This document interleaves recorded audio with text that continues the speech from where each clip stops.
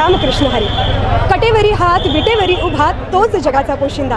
आणि याच पंढरीत याच भाविकांसाठी सागर डेव्हलपर्स घेऊन आले आहेत भव्य ओपन प्लॉट प्रकल्प, ते सुद्धा दर्शन रांगेच्या अगदी जवळ. इथे पाठीमागे आहे दर्शन बारी. नगरपालिका हद्दीतील नियोजित आराखड्यातील 50 फूट डीपी रोड. संपूर्ण प्रोजेक्टमध्ये अंतर्गत street lights, plot demarcation, plantation आणि प्रत्येक प्लॉटला स्वतंत्र नळ कनेक्शन. संपूर्ण प्रोजेक्टला तारेचे कंपाऊंड. ज्येष्ठ नागरिकांना बसण्यासाठी बेंचेस. चला तर मग आत्ताच बुक करा मठासाठी किंवा आपल्या हक्काच्या घरासाठी आपल्या हक्काचा प्लॉट, तेही अगदी माफक दरात. ताज्या घडामोडी पाहण्यासाठी आमच्या YouTube चॅनलवरील PVR म्हणजेच पंढरी वार्ता या न्यूजला सबस्क्राइब करा आणि शेजारील बेल आयकॉनवर क्लिक करा.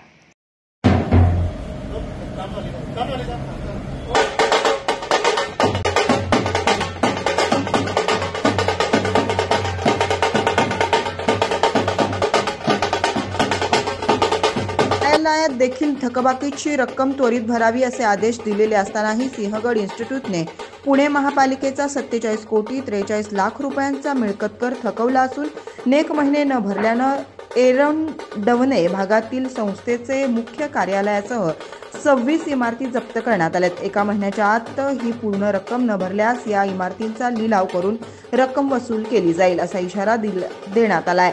मिळकत कर विभागाचे उपायुक्त माधव जगताप यांनी माहिती दिली आहे. सिंहगड इन्स्टिट्यूटची पुण्यात आंबेगाव बुद्रुक, कोंढवा बुद्रुक, एरंडवणे येथे महाविद्यालय शाळा आहेत. या इमारतींचा मिळकत कर गेल्या 5 वर्षापासून भरण्यात आलेला नाही. गेल्या वर्षभरापासून संस्थेने थकबाकी भरली नसल्यानं थकबाकीचा आकडा वाढत 47 कोटी 43 लाखांपर्यंत गेलाय. पुणे महापालिकेने 2 डिसेंबरपासून मिळकत कराची थकबाकी वसूल करण्यासाठीची मोहीम सुरू केली आहे. थकबाकीदारांच्या इमारतीसमोर बँड वाजवून कर वसूल केला जात आहे. याच मोहिमेअंतर्गत आज सिंहगड इन्स्टिट्यूटच्या एरंडवणा येथील मुख्यालयासह 26 इमारतींची जप्ती करण्याची नोटीस बजावली आहे. 30 दिवसांच्या आत मिळकत कराची रक्कम न भरल्यास या मिळकतीचा लिलाव केला जाणार आहे असं माधव जगताप यांनी सांगितलंय. दरम्यान सध्या केवळ इमारती जप्त केल्या आहेत, त्यांना टाळं लावलेलं नाही. त्यामुळे तेथील कार्यालय व शैक्षणिक कामकाज सुरू राहील.